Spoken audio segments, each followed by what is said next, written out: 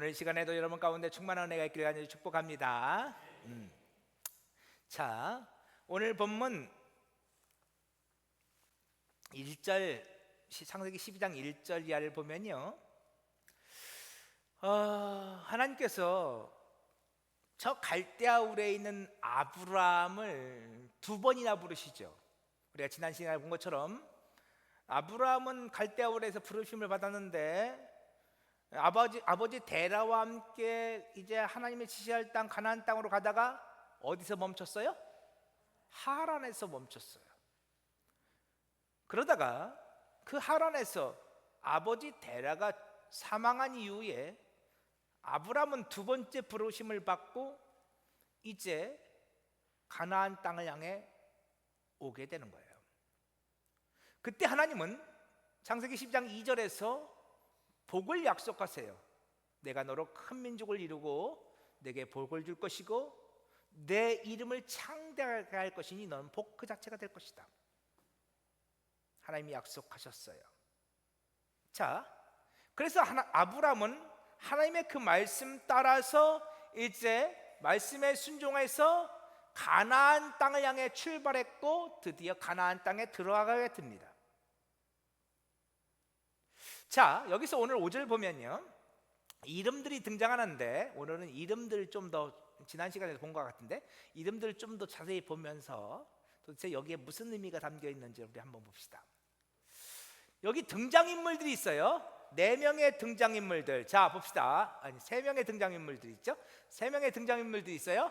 아브라함이 있고요, 사레가 있고 룻이 있습니다. 룻이 아닌 롯인데 잘못 써놨네요. 그렇죠? 네, 롯인데 잘못 써놨습니다. 그렇죠? 아브라함이 있고 사레가 있고 롯이 있어요. 자, 아브라함은 아브 플러스 룸이에요. 룸. 그래서 아브는, 히브리 아브는 아버지, 조상 혹은 열조 이렇게 번역되곤 합니다.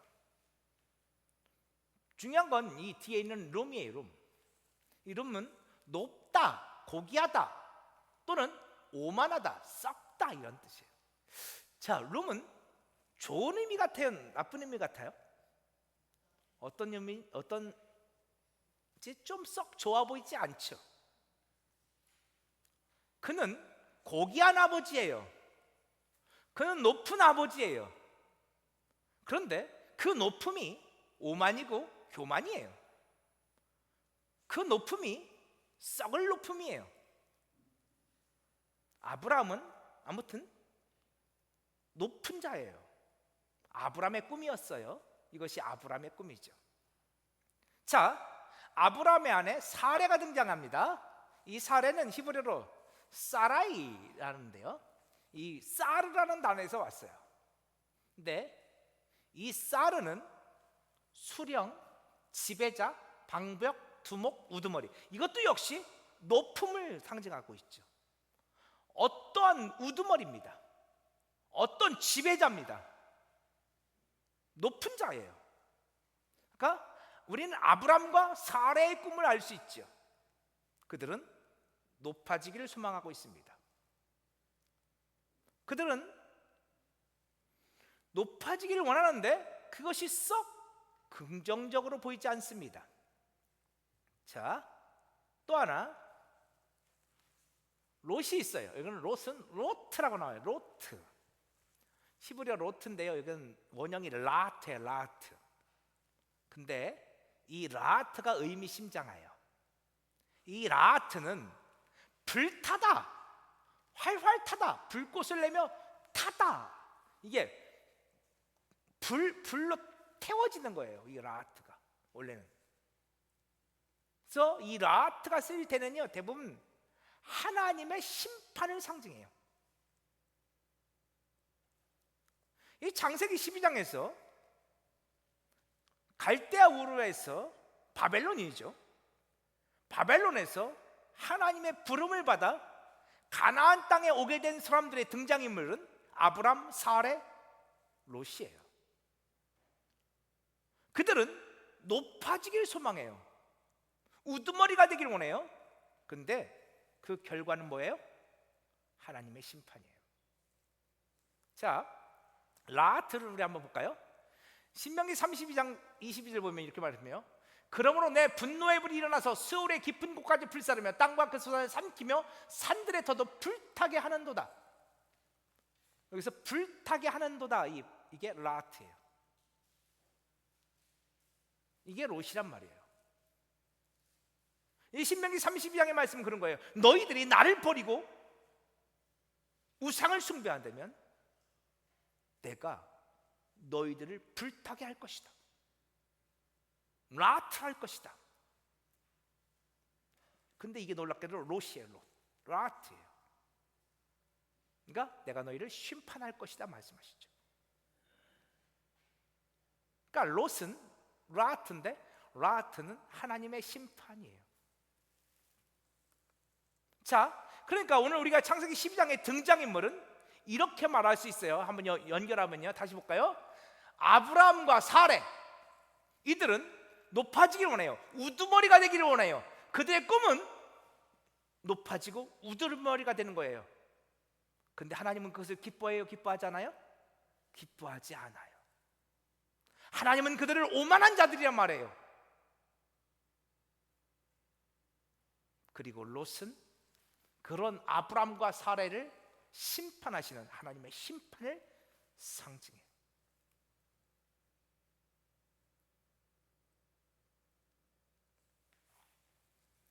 자, 그들은 갈대아 우르에서 살았어요. 바벨론이죠. 여러분, 이 바벨론에 있는 사람들, 그들이 바벨탑을 쌓는데요, 그들의 꿈이 뭐였어요? 그들은 그들의 이름을 내기를 원했죠. 근데 제가 오늘 말씀을 준비하다가 그때 시간이 없어서 하나 빼먹은 거 생각났어요. 그래서 오늘 여기다가 그거 잠깐 써놨는데요, 그것부터 한번 볼까요? 자, 바벨탑은요, 그 탑 꼭대기를 하늘에 닿게 하자. 바벨탑을 쌓으면서 이들은 그렇게 소망합니다. 바벨탑 꼭대기를 하늘에 닿게 하자. 여러분, 이게 무슨 의미가 있을까요? 바벨탑을 하늘에 닿게 하는 게, 여러분, 이 바벨탑은요 사다리예요. 사다리, 하늘로 이어진 사다리예요. 근데 누가 이 사다리를 만들었어요? 사람들이 만들었죠. 하늘까지 사다리를 놓죠. 여러분, 성경에 사다리 얘기가 나오는 거 아십니까? 성경에 우리 볼까요? 자, 창세기 28장에서 야곱이 베델에서 환상을 봅니다. 야곱의 눈에 뭐가 보여요? 사다리가 보입니다. 근데 이 사다리는 야곱이 만들어 놓은 사다리가 아닙니다. 이 사다리는 누가 만들어 놨어요? 그치, 하나님이 만들어 놓으셨습니다.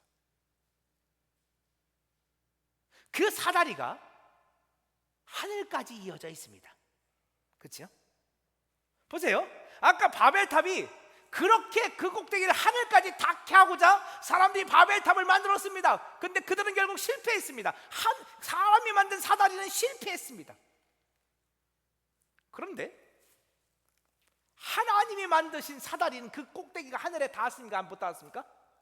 닿았습니다. 그리고 그 사다리를 통해서 천사들이 오르락 내리락 하고 있습니다.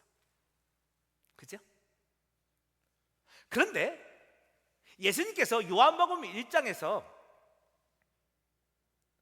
제자들을 부르시면서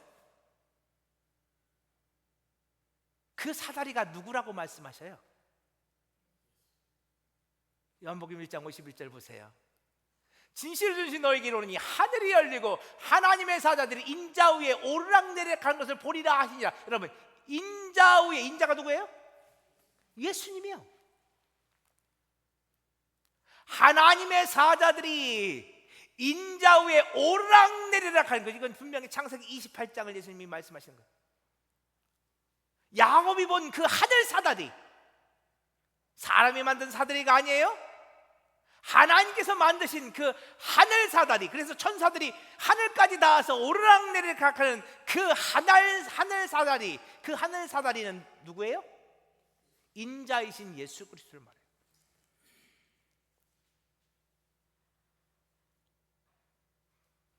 그 사다리는, 하늘까지 이어진 사다리는 예수 그리스도예요.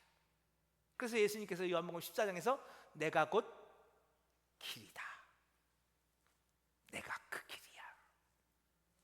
어떤 길이요? 아버지께로 가는 길, 하늘 사다리예요.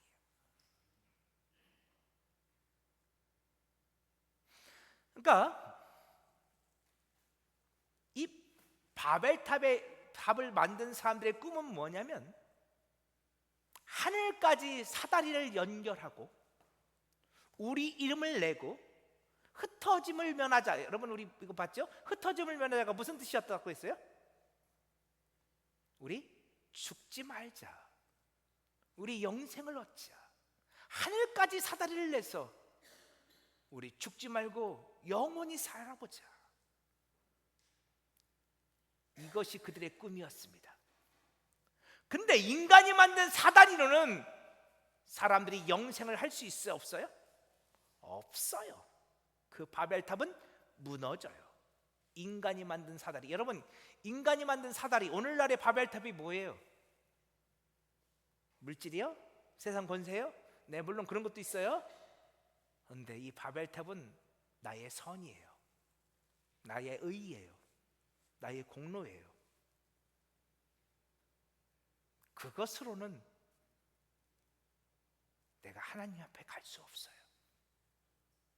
오직 하나님의 의 대신, 하늘 사다리 대신, 하나님 만드신 그 사다리 대신 예수로만 우리는 영생을 얻을 수 있어요.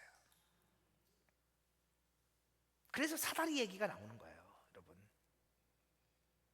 야곱이 봤던 그 사다리, 천사가 오르락내리락 하는 그 사다리는 누구를 상징하고 있다고요? 예수 그리스도요. 예수님 말씀하시는 거예요. 그 사다리가 바로 나다. 자, 근데 이 바벨탑을 쌓은 이 갈대아 우르, 바벨론의 사람들의 꿈은 뭐예요? 자기들이 그 사다리를 놓고 내 이름을 내고 내 노력으로, 내 공로로, 나의 의로 그 하늘 사다리를 통해서 내가 영생을 얻기를 원합니다. 이것이 바벨론에 사는 사람들의 소망이었고, 그 소망은 아브람도 별반 다르지 않았어요. 아브람의 꿈은 높아지는 것이었어요. 사라의 꿈은 우두머리가 되는 것이었어요. 높아지기를 소망하며 우두머리가 되기를 소망하면서 그들은 살아왔지요. 그것이 바벨론에 살았던 아브람과 사라의 꿈이죠. 이제 하나님은 그 아브람과 사라를 저 갈대아울에서, 바벨론에서 불러내셔요. 우리가 이미 보았던 말씀이죠. 요한계시록 18장에서 그 바벨론은 무너질 것이다. 그러니 거기서 나와라. 내 백성들아, 거기서 나와라. 높아지기를 소망하고 우두머리가 되기를 소망하며 하나님 보시기에 교만하게, 오만하게 삶을 살아가는 바로 그곳에서 그들이 범하는 그 죄에 참여하지 말고, 그들이 받을 라트, 하나님의 심판에 참여하지 말고 거기서 나와라. 그 바벨론은 반드시 무너질 것이니 거기서 그만 나와라. 성경은 온통 그 얘기예요. 애굽에서 그만 나와. 소돔과 고모라 성에서 그만 나와. 바벨론에서 그만 나와. 하나님은 지금 아브람과 사라를 거기서 끄집어내기를 원하셔요. 자, 그래서 이제 아브라함이 하나님의 인도함을 받아서 어디로 왔어요?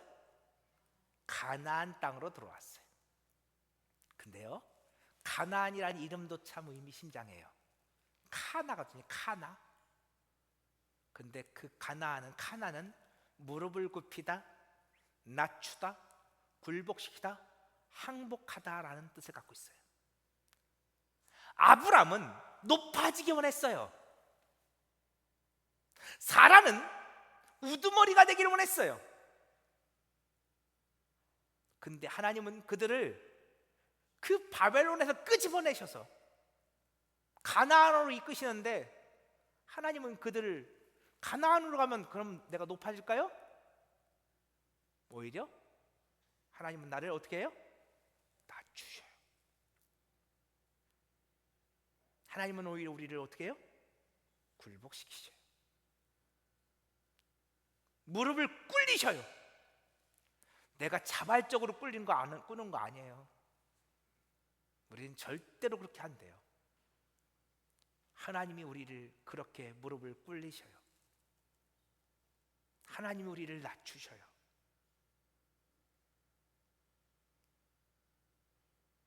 근데 그게 복이에요.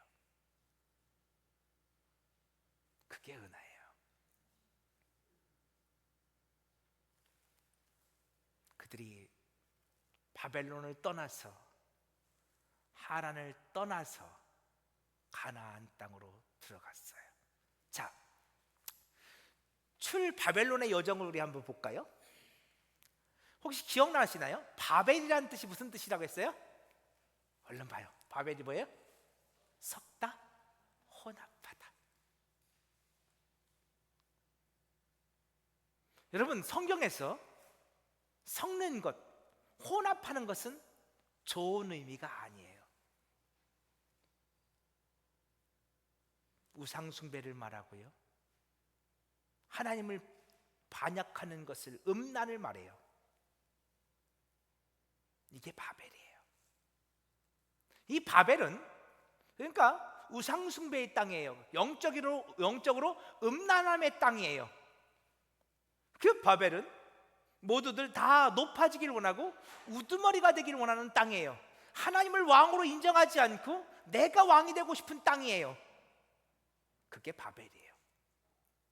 영적으로 음란한 땅, 우상숭배로 가득한 땅. 하나님은 그 땅에서 하나님의 백성들을 불러내세요. 그런데 여러분, 오늘 가나안 땅으로 들어갔다고 했는데, 여러분, 가나안 땅의 여정이 여러분 어떤 여정이냐?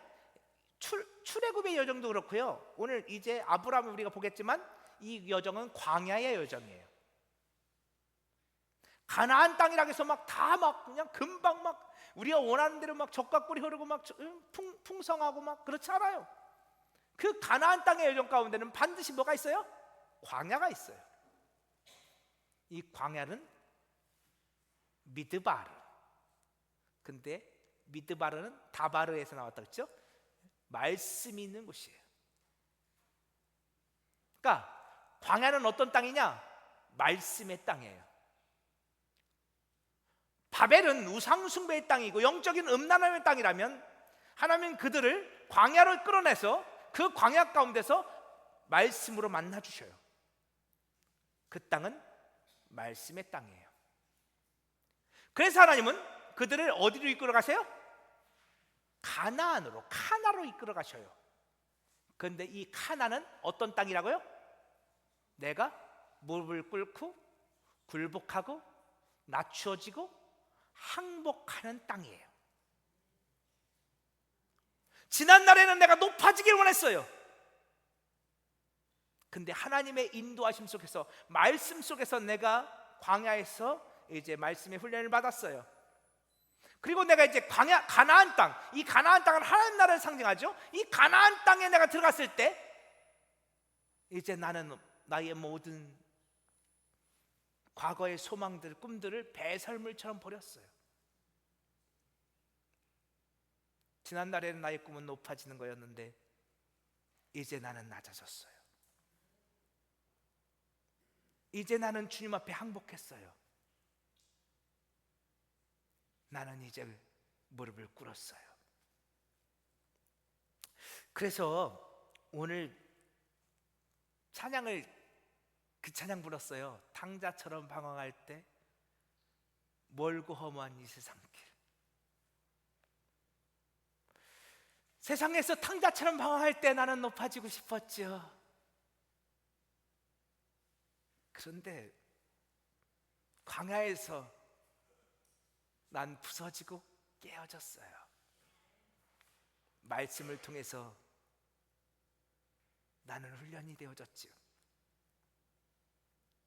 그러면서 변해갔어요. 내가 탕자임을 알았지요. 그래서 눈물로써 회개해요. 눈물로써 회개하고 아버지의 품에 안기어 죄악으로 더럽힌 몸 십자가에 못 박았네. 이제 나의 모든 것들은 다 십자가에 못 박았어요. 이제 나의 소망은 높아짐에 있지 않아요. 이제 나의 소망은 나의 이름을 내는 것에 있지 않아요. 이제 나는 주님 앞에 철저히 항복했어요. 여러분, 그게 성도예요.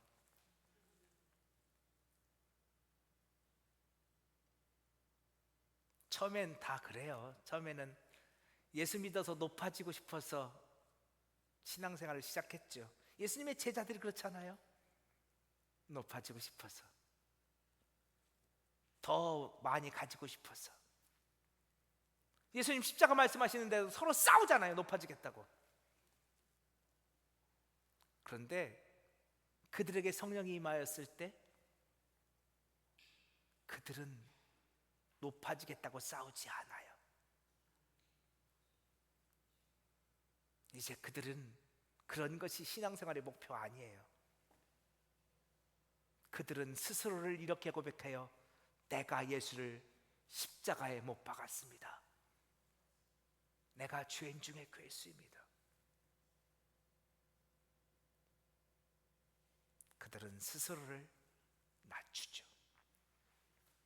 예수님 앞에 온전히 항복하죠. 여러분, 저 바벨론에서 광야를 거쳐서 우리를 가나안까지 인도하시는 여정, 이게 신앙생활이에요.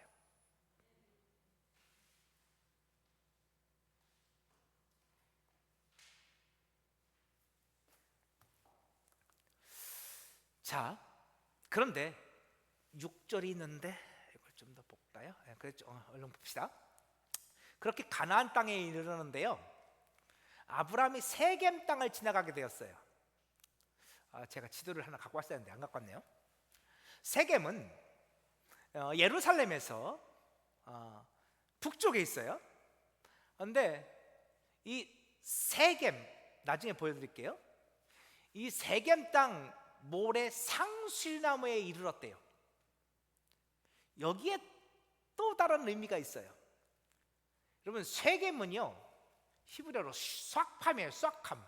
우리말로 번역하는 게 세겜인데, 근데 이게 싹함이 아침에 일찍 일어나다 이런 뜻이에요. 성경에 싹함이라는 단어가 되게 많이 나와요. 지명에 세겜이라고 나오기도 하지만 아침에 일찍 일어나라는 뜻으로 싹함이라는 단어가 되게 많이 쓰여요. 그래서 그 용례를 보면 왜 이들이 아침에 일찍 일어나는 게 나와 있어요. 여러분, 싹함은 아침에 일찍 일어나는데 어떤 의도를 가지고 아침에 일찍 일어나는 거예요. 자, 우리 한번 볼까요? 왜 아침에 일찍 일어나는지. 자, 보이는지 모르겠어요. 좀 많아서 그냥 볼게요. 아브라함이 아침에 일찍 일어났어요. 그래서 이삭을 데리고 모리아산에 가는 장면이에요. 그래서 지금 모리아산에 뭐 드리려고? 번제 드리려고. 아브라함이 일찍 일어나서 아침에, 그렇죠? 야곱이 아침에 일찍 일어났어요. 아까 그 사닥다리 환상 봤죠? 아침에 일찍 일어났어요. 그리고 자기가 베개를 삼아 베고 잤던 돌을 가져다가 기둥을 세우고 그 위에 기름을 붓고 하나님 앞에 예배 드리는 거예요. 야곱이 아침에 일찍 일어났어요. 출애굽기 32장을 보면 이스라엘 백성들이 일찍 일어났어요. 그래서 하나님 앞에 번제를 드리고 화목제를 드려요. 사무엘상 1장을 보면 한나가 아침에 일찍 일어나서 여호와 앞에 예배를 드려요. 자, 이게 다가 아침에 일찍 일어났다. 이 빨간 글씨가 다 쏴감이거든요. 쏴감. 왜 이들이 아침에 일찍 일어나요? 예배 드리려고. 쏴감은요 반드시 예배와 같이 쓰여요.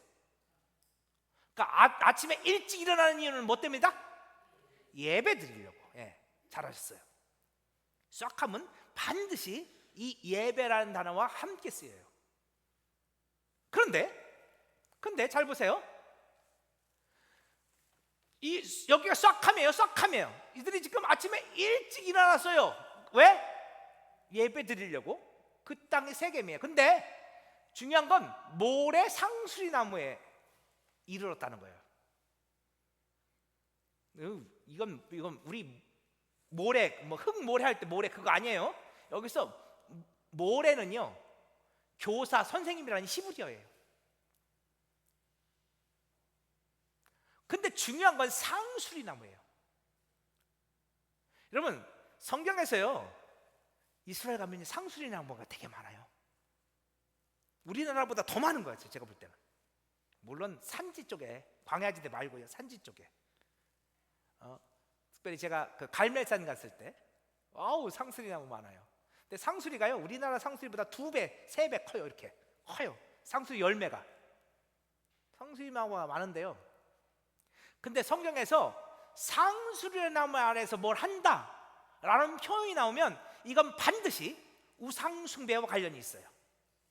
한번 볼까요? 하나만 볼게요. 자, 안 넘어가요.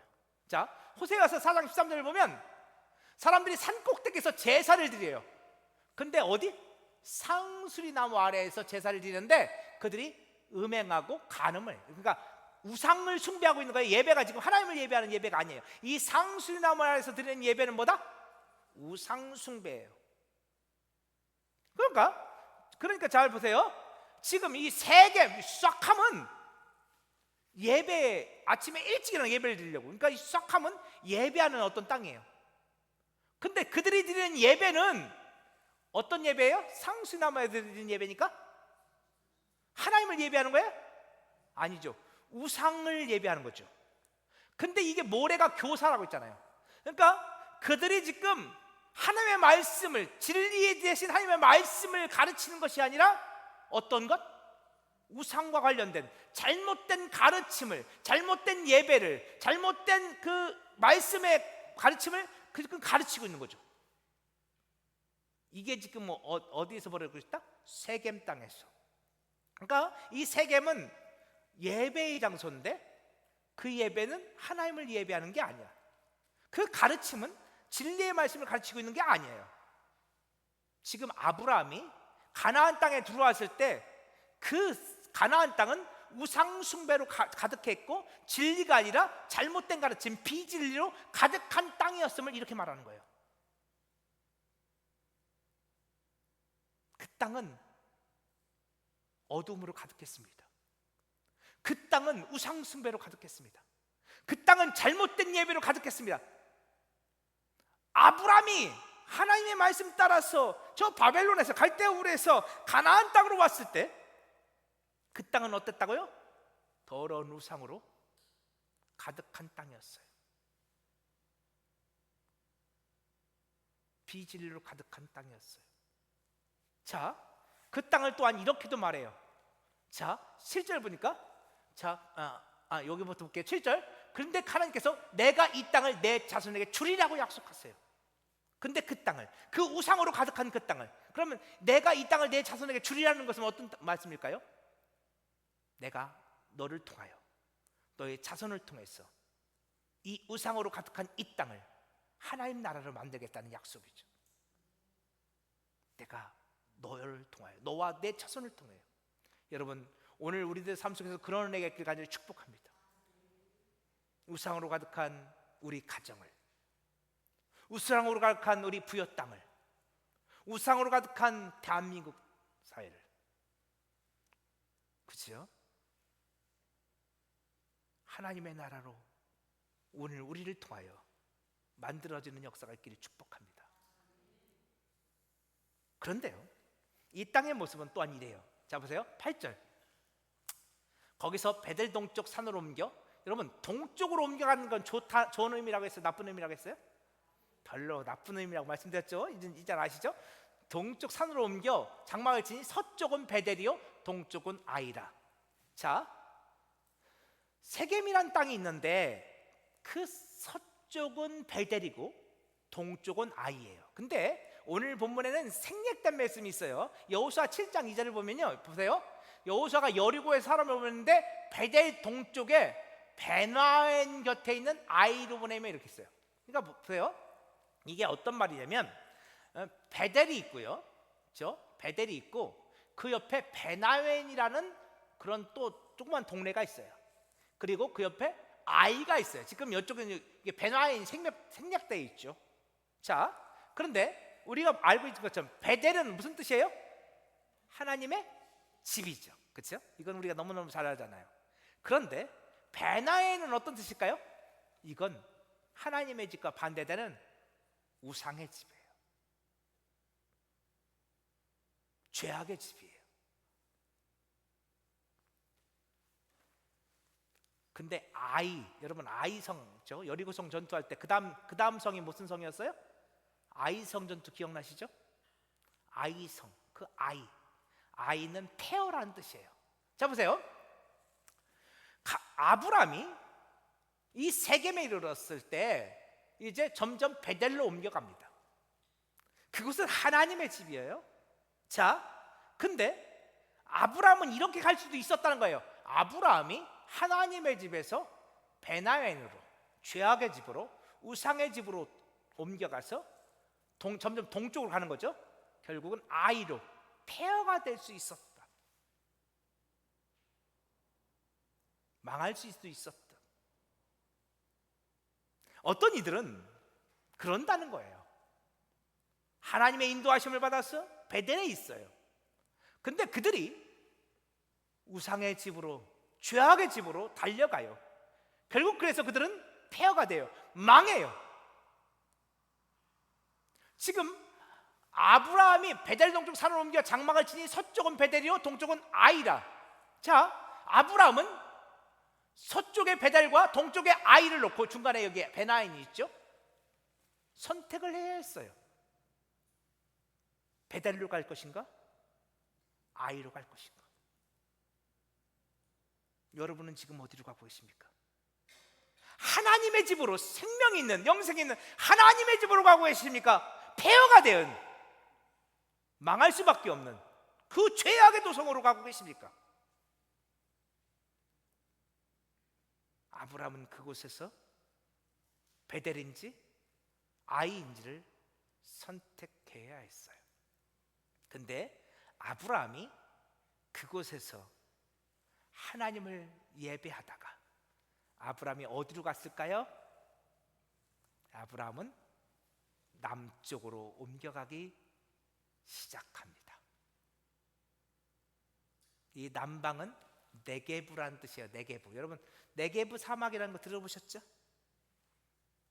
네게부로 갔어요. 광야지대, 사막지대예요. 왜 아브라함이 남방으로 옮겨갔을까요? 아까 그 세겜은 우상숭배자로 가득한 곳이었죠.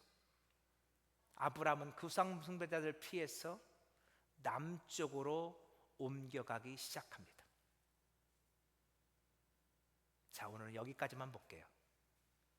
자, 근데 여기서 문제가 생겨요. 우리 다음 시간에 보겠지만 여기서 아브라함은 기근을 만나고 여기서 아브라함은 어려움을 당하죠. 여러분, 오늘 우리가 욥기를 지난주부터 본다고 보고 있어요. 우리가 예수 믿으면 복 받습니까? 라는 질문으로 욥기를 시작했어요. 오늘 우리가 하나님의 말씀을 따라 순종해서 믿음의 길을 걸어가면 우리가 꿈꾸는 대로 우리 인생이 됩니까? 라고 질문을 던져봤어요. 우리가 하나님의 말씀에 순종해서 본토지적 아비집을 떠나서 하나님이 지시하신 이 가나안으로 오면 오늘 우리들이 높아지고 오늘 우리들 뜻대로 됩니까? 아니라는 것을 우리가 다시 한번 봐요. 이 가나안은 오히려 우리를 낮추고 우리를 굴복시키고 우리를 항복시키는 땅이에요. 이 가나안은 오늘 우리를 점점점 어디로 이끌어가요? 황무지로, 네겝으로 이끌어가요. 그런데 성경은 그것이 은혜임을 이야기해요. 이 창세기를 통해서 이 아브라함의 여정을 통해서 오늘 우리를 이끌어 가시는 그 하나님의 손길을 발견할 수 있기를 원합니다. 그러니 여러분, 지금 이 순간 여러분의 인생이 여러분의 뜻대로 되지 않는다고 낙심하지 마십시오. 지금 이 순간 여러분의 인생이 네겝 황무지라고 절망하지 마십시오. 지금 이 순간 여러분의 인생 가운데 고난이 왔다고 실망하지 마십시오. 그 속에 하나님의 일하심이 반드시 있습니다. 여러분은 하나님의 집을 경험하게 할 것입니다. 오늘 저와 여러분 가운데 그 놀라운 은혜가 있기를 원합니다.